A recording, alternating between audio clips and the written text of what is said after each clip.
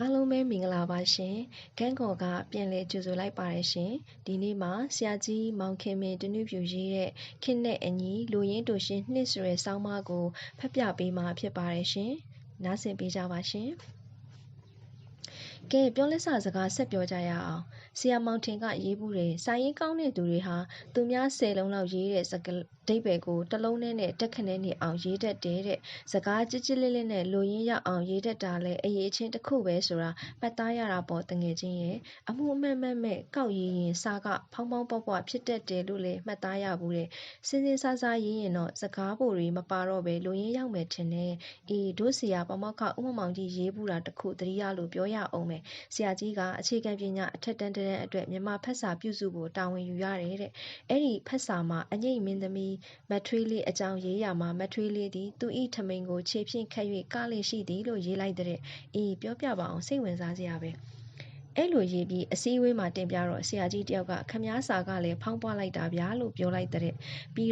့ပြီးတော့ဆက်ပြောတဲ့မထွေးလေးကသူ့ထမိန်ကိုမခတ်လို့ဘသူ့ထမိန်ကိုခတ်မှာလဲဗျာခတ်တယ်ဆိုမှတော့ချင်းနဲ့ပဲခတ်မှာပေါ့ပြန်ရေးပါအောင်ဗျာဆိုလားအဲ့တော့မှဆရာဦးမမောင်ကြီးလည်းတတိထားမိပြီးမထွေးလေးသည်ထမိန်ကိုခတ်၍ကားလေးရှိသည်လို့ကြစ်ကြစ်လေးလေးပြန်ရေးလိုက်ရတယ်တဲ့ဟုတ်တယ်နော်အမှတ်တမဲ့ရေးလိုက်ရင်စကားပိုတွေပါသွားနိုင်တာပဲလေနောက်တတိထားမိတာကတချို့အသုံးလုံးတွေကြတော့မလိုအပ်ဖဲထည့်သုံးရင်ဖောင်းပွားနေပေမဲ့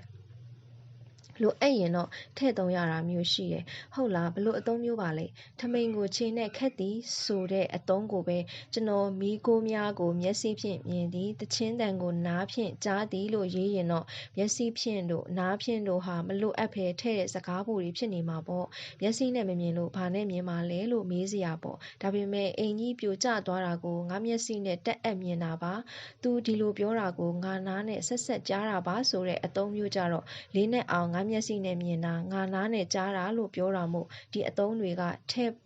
ည့်ဖို့လိုအပ်တာပေါ့ကွာ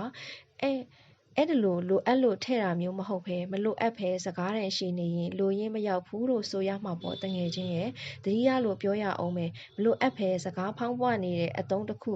ုတွင်ကျယ်ပြီးခေါက်ရိုးကျိုးနေတာတော်တော်ကြာနေပြီသတင်းစာတွေဂျာနယ်တွေမှာလည်းခဏခဏသုံးတာတွေ့တယ်။ဘာသုံးလဲတငယ်ချင်းရဲ့။အော်သတင်းတွေမှာပါတတ်တယ်လေ။နှစ်နိုင်ငံအကြားသဘောတူညီမှုရရှိသည်နှစ်နိုင်ငံအကြားဆက်သွယ်ရေးကောင်းမွန်သည်ဆိုတာမျိုးတွေပေါ့။ဆိုစမ်းမအောင်ဘယ်စကားကဖောင်းပွားနေလို့လဲ။အော်နှစ်နိုင်ငံအကြားဆိုတာလေနှစ်နိုင်ငံသဘောတူညီမှုရရှိသည်ဆိုရင်ပြီးလျက်သားနဲ့ဘာဖြစ်လို့အဲ့ဒီအကြားပါနေရတာလဲနှစ်နိုင်ငံဆက်သွယ်ရေးလို့ရေးရင်အတိတ်ပဲပြည့်စုံနေပါပြီ။အကြားမလိုပါဘူး။အေးငါစဉ်းစားမိပြီ။အဲ့ဒီအကြားက between ဆိုတဲ့အင်္ဂလိပ်စကားကိုဓာတ်ရိုက်ဘာသာပြန်ရကအသုံးတွင်ကျလာတာထင်တယ်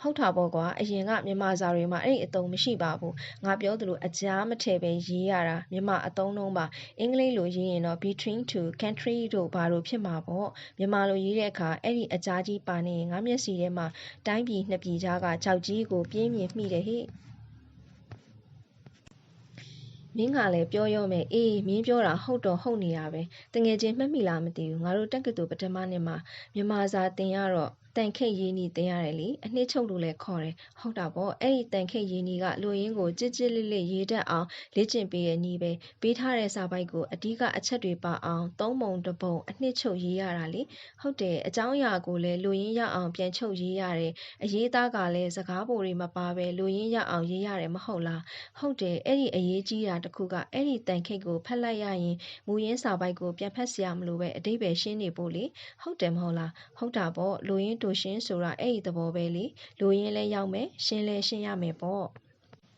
စကားတော့ကြစ်လက်ပါရဲ့အတိတ်ပဲမရှင်းရင်လူရင်းရောက်မှာမဟုတ်ဘူးလေတငယ်ချင်းကြားဘူးသလားရှေးတုန်းကလူရင်းကြိုက်တဲ့ဆရာတော်ကြီးနှစ်ပါးဟာတမျိုးစီမှာတရင်သုံးကြတာမို့တပားနဲ့တပားမတွေ့ရတာကြားလို့အပြန်လန်စာပိုးကြတဲ့ဘလို့ရေးတာပါလေဆရာတော်ကြီးကတပားစီစာပိုးလိုက်တယ်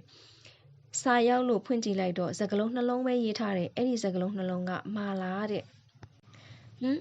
အော်မာရဲ့လားနေကောင်းရဲ့လားလို့ရေးတာချင်တယ်ဟုတ်တယ်ဒီတော့စာရတဲ့ဆရာတော်ကြီးကလည်းပြန်ရေးလိုက်တယ်သူ့စာကပိုတောင်ကြစ်လက်သေးတယ်ဘလို့တဲ့လဲအိမ်လို့တလုံးနဲ့ရေးလိုက်တာလေမာပါတယ်လို့ရေးတာကိုနားလည်ရမှာပေါ့ကွာအဲ့လောက်ကြစ်လွန်းတော့လေအတိတ်ပဲကောက်ရတာခက်တာပေါ့ဒါကတစ်ဖက်စွန်းပေါ့တချို့ကြတော့လဲစကားတန်ရှည်လွန်းတဲ့တစ်ဖက်စွန်းကိုရောက်တတ်တယ်ငါမိတ်ဆွေတယောက်ကခီးသွားတဲ့အကြောင်းကိုဘယ်လိုပြောတယ်ထင်တယ်လဲငါမော်လမြိုင်ကိုသွားတာ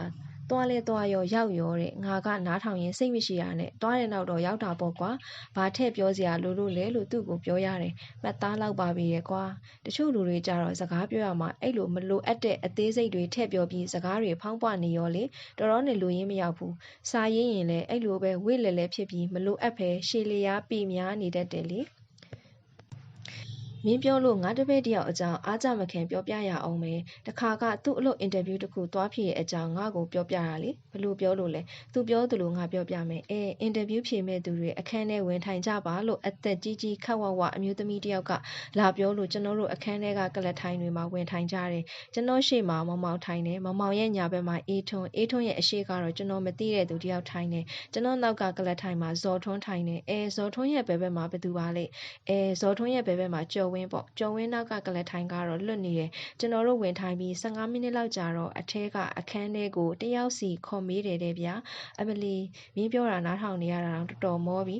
တကယ်တော့သူပြောတာတွေကတခုမှအရေးမပါတာတွေကြီးပဲဘသူပဲနေရာထိုင်နေရဲဆိုတာအရေးတကြီးပြောစရာဘာလို့လို့လဲပတ်ထားစရာလည်းမလိုပါဘူးကျွန်တော်တို့ဘသူတွေအင်တာဗျူးဖြေရတယ်လို့တခွန်းနဲ့ပြောရင်ပြီးတာပဲဟာသူပြောတာနားထောင်နေရင်အဲ့လိုမလိုအပ်တဲ့အသေးစိတ်တွေသူဘာဖြစ်လို့စိတ်ထဲမှတ်ထားပြီးအရေးတကြီးပြောပြနေတာပါလဲလို့အံ့ဩနေမိရဲ့ကွာဟုတ်ပါရဲ့ဘိုးလိုပြောရရင်တော့ unnecessary details ပေါ့ကွာ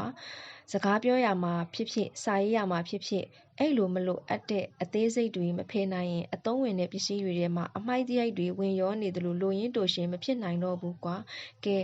တို့ခုလိုပြောလိုက်ဆိုလိုက်တော့စိတ်ထဲမှာရှင်းသွားတာပေါ့တငယ်ချင်းရာနားဆင်ပေးခဲ့ကြသူများအားလုံးကိုကန်းကော်ကအထူးပဲကျေးဇူးတင်ရှိပါတယ်ရှင်